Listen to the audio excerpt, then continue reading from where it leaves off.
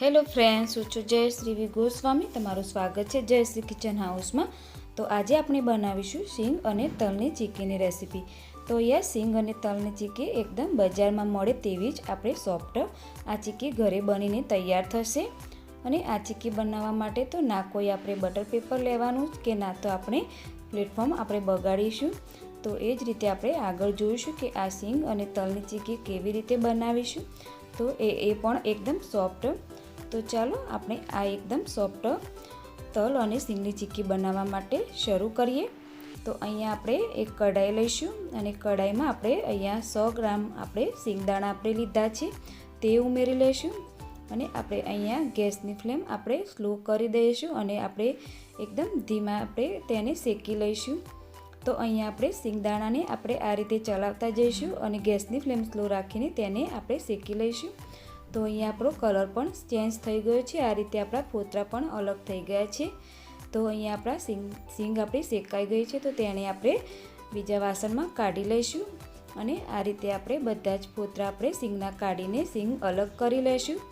એ જ રીતે આપણે તલને પણ આ રીતે આપણે તેને ઉમેરી લઈશું અને એ પણ આપણે એની ગેસની ફ્લેમ સ્લો જ રાખીશું અને એકાદ મિનિટ માટે તેને પણ આપણે આ જ રીતે શેકી લઈશું. તો આપણા આ તલ પણ આપણા શેકાઈ ગયા છે. તો બંને આપણે તેને ઠંડુ થવા દઈશું અને હવે આપણે મિક્સર જારમાં આપણે તલ ઉમેરીને તેનો આપણે અધકચરો આપણે ભૂકો કરી લઈશું અને એ જ રીતે સિંગને પણ આપણે અધકચરો આપણે તેને ક્રશ કરી લઈશું. તો બંનેને આપણે તેને અધકચરું આપણે ક્રશ કરી લઈશું અને તેને આપણે બંનેને આપણે એક ડીશમાં આપણે તેને કાઢી લઈશું. હવે અહીંયા આપણે એક કઢાઈ લઈશું અને એમાં આપણે 3 ચમચી જેટલું ઘી ઉમેરી લઈશું. અહીંયા આપણે ઘી ઉમેરવાથી પણ આપણી એકદમ ચીક્કી છે એકદમ સોફ્ટ બનશે અને અહીંયા આપણો ગોળ પણ સારો એવો મેલ્ટ થઈ જશે ઘીમાં. તો 1 કપ આપણે ગોળ ઉમેરી લઈશું અને તેને આપણે ગેસની ફ્લેમ સ્લો રાખીને એ પણ સરસ આપણે તેને આ રીતે ચલાવતા જઈશું. તો અહીંયા આપણે એકદમ સરસ ધીરે ધીરે એકદમ સરસ આપણો ગોળ પણ મેલ્ટ થવા લાગ્યો છે. તો અહીંયા તમે જોઈ શકો છો ફ્રેન્ડ્સ, અહીંયા આપણો ગોળ પણ સરસ મેલ્ટ થઈ ગયો છે અને એકદમ બબલ્સ આવવા માંડ્યા છે. તો અહીંયા આપણે તરત જ હવે આપણે જે અહીંયા સિંગ અને તલનો જે ભૂકો કર્યો છે તે ઉમેરી લઈશું અને ગેસની ફ્લેમ આપણે બંધ કરી દઈશું. તો અહીંયા ફટાફટ જ આપણે આ જે ગરમ મિશ્રણ છે તે ફટાફટ આપણે મિક્સ કરી લેવાનું છે. તો અહીંયા આપણે બધું જ આપણે મિક્સ કરી લઈશું.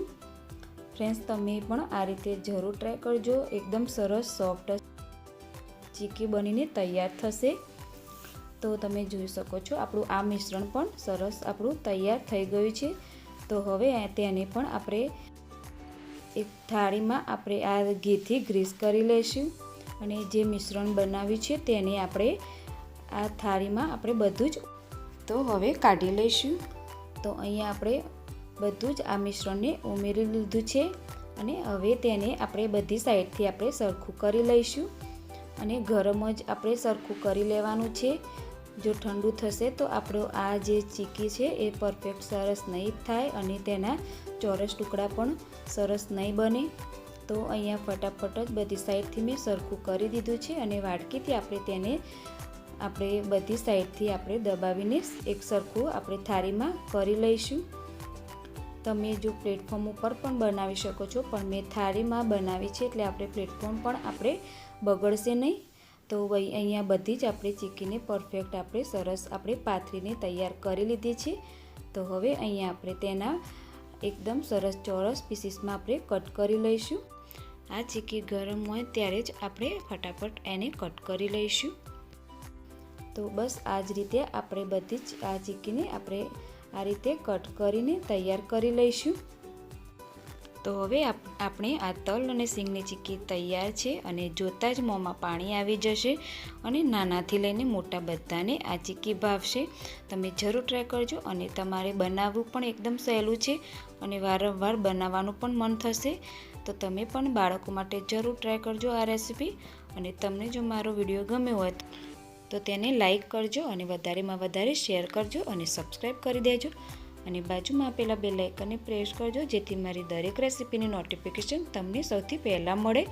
અને તમે આ વિડીયો ક્યાંથી અને કઈ સિટીમાંથી જોઈ રહ્યા છો એ મને કમેન્ટમાં જણાવજો. Thank you so much for watching.